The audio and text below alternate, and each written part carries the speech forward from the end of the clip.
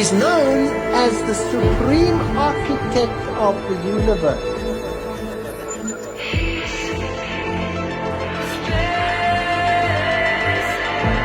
Who has promised that we shall never, never die.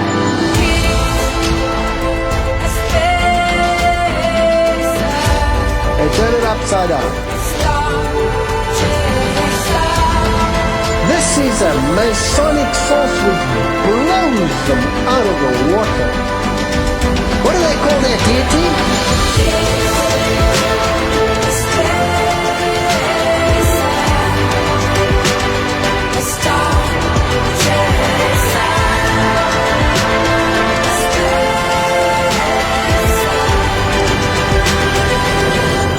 That's secret esoteric teaching.